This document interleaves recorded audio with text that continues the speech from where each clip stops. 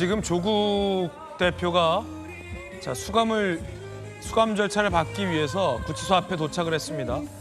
조국 혁신당 의원들과 지지자들이 몸짱돼서 돌아와라, 우리가 조국이다 등등의 응원 피켓을 들고 있고요. 파란 장미를 들고 온 분도 많습니다.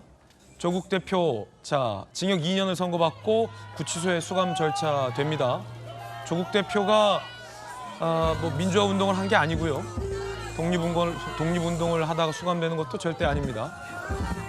자녀, 아들과 딸의 대학교와 대학원 입시에 쓰인 공문서와 사무소 등을 위조하거나 허위로 제출해서 대학과 대학원의 고유의 입시 업무를 방해했다. 그리고 수백만 원의 부적절한 돈을 딸의 부당한 장학금 형식으로 받았다. 그리고 민정수석실 산하의 특별감찰관의 감사를 부당하게 막았다 등의 혐의로 모두 유죄가 선고돼서 수감되는 겁니다.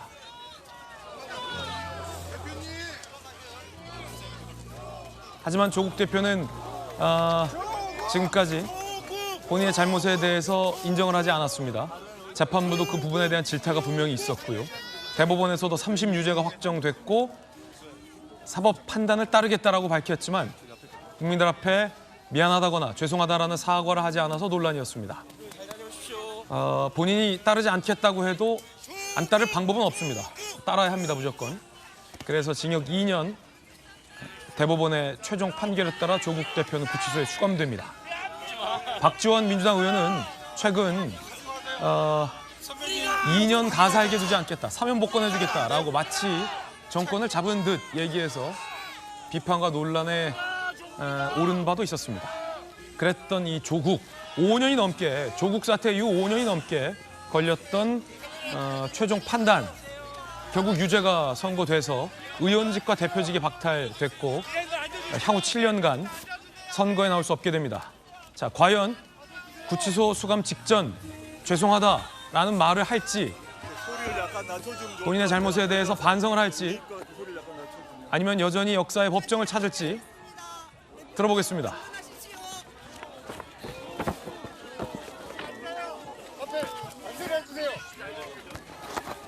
예. 안녕하십니까. 대한민국 시민입니다. 멀리까지 찾아와 주셨습니다.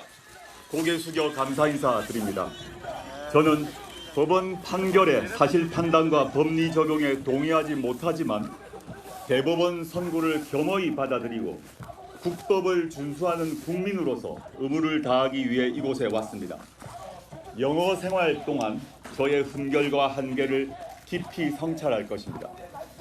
존경하는 국민 여러분, 사랑하는 당원 동지 여러분, 조국혁신당은 윤석열 탄핵을 위해 국민과 함께 싸웠습니다. 마침내 지난 12월 14일 탄핵 소추안이 통과됐습니다. 내란 속의 윤석열과 그 공범들은 철저하게 수사받고 처벌돼야 합니다. 2019년 제가 법무부 장관 후보로 지명된 후 시작된 검찰 쿠데타는 윤석열 탄핵으로 끝났습니다. 개인적으로 참으로 긴 고통과 시련의 시간이었습니다. 그렇지만 그 혹독한 고초 속에 검찰개혁과 윤석열 탄핵의 대의가 공감대를 넓혀갔기에 스스로를 위로하였습니다. 조국혁신당의 4월 총선 공약 중 윤석열 정권 조기 종식은 국민과 함께 이루어냈습니다. 이제 남은 것은 검찰 해체입니다. 조국혁신당은 이미 검찰개혁 4법을 국회에 제출한 바 있습니다. 국회에서 조속히 처리해 주시길 간곡히 부탁드립니다. 전직 당대표로 조국혁신당에 당부드립니다. 정권 교체에 전력 투구해야 합니다. 내란 공범 국민의힘이 정권을 유지하는 일은 하늘이 두 쪽이 나도 막아야 합니다. 정권 교체 후 제7공화국 사회권 선진국으로 나가야 합니다. 조국혁신당이 이를 잘 이끌고 다듬어 주길 부탁드립니다. 날씨가 춥습니다. 그러나 봄은 올 것입니다. 저는 독서, 운동, 성찰을 통해 몸과 마음을 더 단단하게 만들겠습니다. 울지 마시고 환하게 배웅해 주십시오. 잊지 않겠습니다. 참, 그리고 조국혁신당을 많이 지지하고 후원해 주십시오. 제가 자유를 찾는 날 돌아갈 곳입니다. 제가 복귀할 즈음에는 더 탄탄한 조국혁신당이 되어 있으리라 믿습니다. 만해 한용운의 식구가 생각납니다. 우리는 만날 때 떠날 것을 염려하는 것과 같이 떠날 때 다시 만날 것을 믿습니다. 존경하는 국민 여러분, 사랑하는 당원 동지 여러분, 저는 이제 물러갑니다. 가슴에 돋는 칼로 슬픔을 자릅니다. 여러분이 저의 빈자리를 채워주십시오. 이제 여러분이 조국입니다. 감사합니다.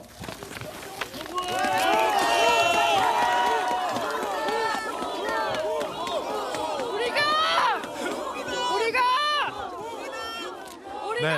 조국이다! 자, 이제 더 이상 뭐 현장 소리는 좀 낮춰주시고요. 우리가! 네, 더 이상의 중계는 뭐 그렇게 큰 의미는 없어 보입니다. 자, 조국 대표의 입장까지 봤습니다. 스튜디오 다시 돌아오시죠. 법원의 이 사실관계 판단에 동의할 수 없다라고 조국 대표가 밝혔습니다. 결국 대한민국 이 사법체제, 삼심체제 결과를 인정하지 못한다라고 부인하는 취지의 발언이 나왔고요. 유죄로 이미 드러난 본인의 잘못에 대한 반성이나 자성은 없었습니다. 자, 법원 사실 판단 동의 못해. 조국 대표 과연 어떤 혐의로 유죄를 선고받았는지 조 대표 입장 나오는 동안 저희가 다시 한번 재빠르게 정리해봤는데요. 함께 보시죠. 1심 재판부 입시제도의 공정성을 심각하게 훼손했다. 범죄 사실이 인정 없는 유감 표명 진지한 반성이 없다. 대법원도 1, 2심의 판단이 맞다라며 징역 2년을 확정했습니다. 정혁진 변호사님, 조금 전에 조국 대표 이야기 들어보셨는데 어떻게 들으셨습니까? 글쎄요, 지금 2024년 12월 15일, 16일 이렇게 되지 않았습니까? 이제 보름만 있으면 2024년이 끝나가는데 불행한 12월이다 이 생각이 듭니다. 대통령은 탄핵 소추됐고요. 조국은 수감이 됐습니다. 어쨌든 그 의미가 굉장히 저로서는 답답하다는 그런 생각이 들고요. 조금 전에 옆에 황운하 의원 보였잖아요. 네. 황운하 의원도 비슷한 처지 아니겠습니까? 시간 차이만 있을 뿐이고 굉장히 인상적이었다 그런 생각이 들고요. 제가 곰곰이 생각을 해보니까 조국 대표하고 윤석열 대통령은 굉장히 미묘한 관계에 있었던 거예요. 왜냐하면 윤석열 대통령이 어떻게 대통령이 될 수 있었습니까? 검찰총장을 했었기 때문에 그때 검찰총장 하면서 여러 가지 인상적인 그런 모습들을 보여줘서 대통령 후보로 정치인으로서 변신해서 변신하자마자 1년도 안 돼가지고 대통령 되시지 않았습니까? 그런데 그 윤석열 검찰총장을 검증했던 사람이 누구냐? 민정수석이 검증한 거 아니었습니까? 그런데 그때 민정수석이 누구였느냐? 조국 대표였잖아요. 그러니까 자신의 범죄가 대법원까지 가서 확정된 지 이틀 후에 자신이 검찰총장으로 검증했던 사람이 대통령 탄핵소추 의결이 됐다라고 하면 저는 그 조국 대표가 저런 말씀을 갖다가 하면 안 되고요. 사과를 해야 됩니다. 첫 번째, 본인의 범죄에 대해서는 모든 국민들한테 사과를 해야 될 거고요. 그다음에 대통령이 탄핵 소추된 거에 대해서는 그 자신의 지지자들에 대해서는 최소한 사과해야 되는 것이 아닌가. 그런데 뭐 마치 그냥 뭐 독립운동 하다가 그 이제 잡혀가지고 들어가는 것처럼 저렇게 이야기하는 것은 제가 봤을 때는 12월을 더 춥게 만드는 그런 행동이 아닌가 싶습니다. 예. 자, 대법 판결에 따라 조 대표는 향후 7년간 선거에 나올 수가 없게 됩니다.